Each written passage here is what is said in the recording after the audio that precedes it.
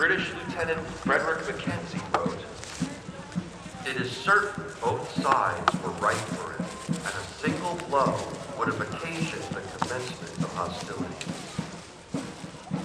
British troops had marched out of Boston, putting into motion a network of alarm riders. Minute and militia companies gathered to observe the British and defend their liberties. The stage was set for the drama of Lexington and Concord. Gage knew that the two largest stockpiles of military supplies were in Worcester and Concord. Deciding that Worcester was too far for a surprise raid, Gage set his sights on Concord. On the evening of April 18, 1775, 700 British soldiers were assembled on Boston Common. This certainly did not go unnoticed by the colonists, and soon the alarm was spreading.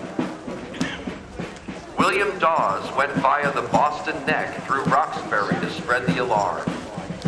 Paul Revere arranged for signal lanterns to be hung in Boston's North Church while he crossed the river to Charlestown, and from there began his ride. Dawes and Revere met in Lexington.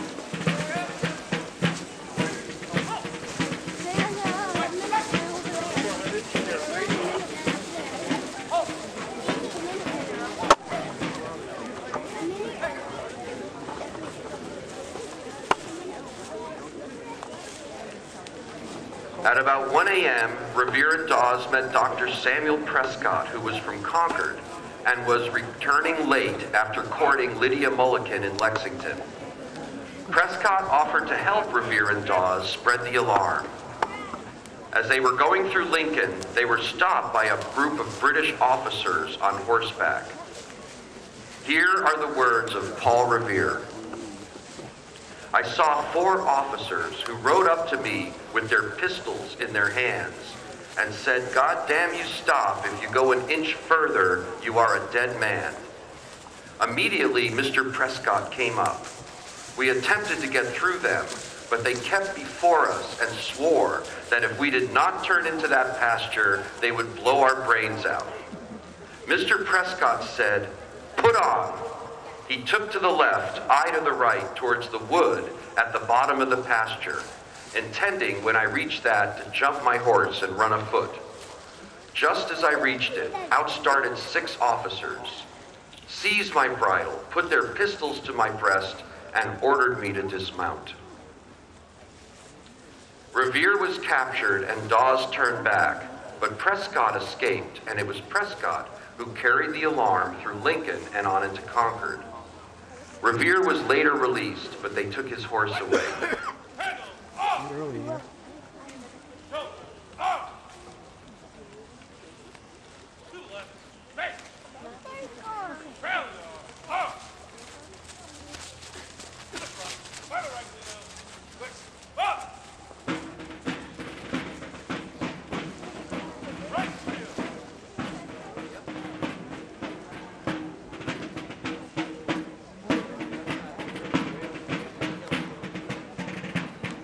Meanwhile, the British troops were still crossing the Charles River. They disembarked in a swampy area and had to wade through mud and water to start their march. In command of the British expedition was Lieutenant Colonel Francis Smith. Second in command was Major John Pitcairn. As they were marching, Smith could hear the occasional report of gunfire and the ringing of the church bells, signaling the militia.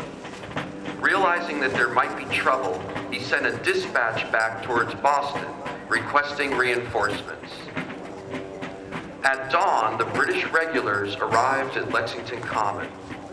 Standing at the far end were 77 members of the Lexington militia under the command of Captain John Parker.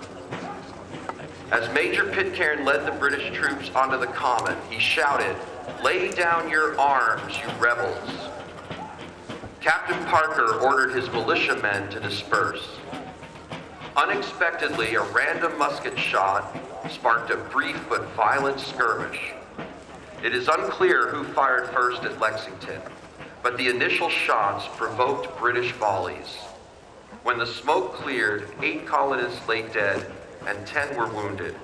This was the first bloodshed of the Revolutionary War. Besides the Concord militia and Minutemen, companies from the neighboring towns had arrived.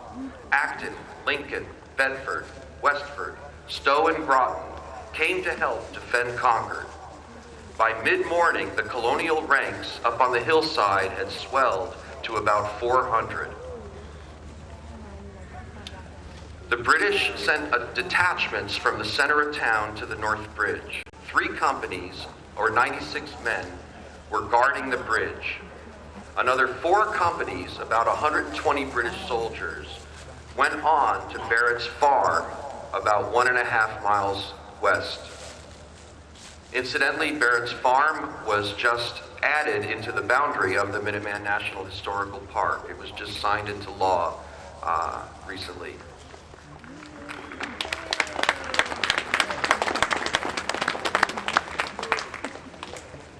Through spy information that the British had obtained, they suspected that there was artillery at Colonel Barrett's house and farm. There were also military supplies in barns and houses throughout the town of Concord. In the center of town, British soldiers had thrown some barrels of provisions into the mill pond and had found some gun carriages which they put into a pile and set fire to. While the British were pouring water on the fire, a great flume of smoke rose from the center of town. Up on the hill overlooking North Bridge, the colonists became enraged as they saw more and more smoke coming from the center of their town. The American officers debated whether to challenge the British soldiers guarding the bridge.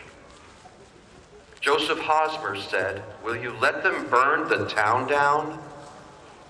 Captain Isaac Davis of Acton said, "I haven't a man who's afraid to go." This was the moment of decision, and the colonists resolved to advance on the regulars and cross the bridge to save the town. They formed up into ranks and began the march down to the bridge. Although only lasting a few minutes, the fight at North Bridge is significant. Here, for the first time, colonists were ordered to fire at the King's troops. This action was immortalized by Ralph Waldo Emerson as "the shot heard round the world." This was a very dramatic event because we were British subjects firing upon our King's army. At Miriam's Corner was the start of what we today call Battle Road, with the British troops heading back towards Boston.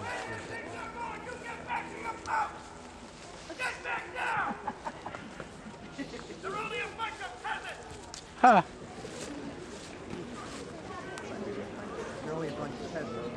He doesn't need a mic.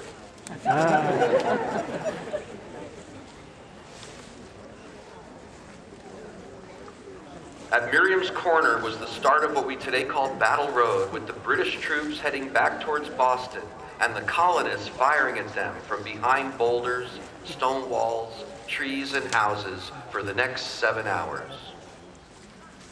At Brooks Hill, militia companies from Sudbury and Framingham joined the fight. The Woburn militia, led by Major Leomy Baldwin, came upon the British at a turn in the road, made a quick attack, and retreated into the woods.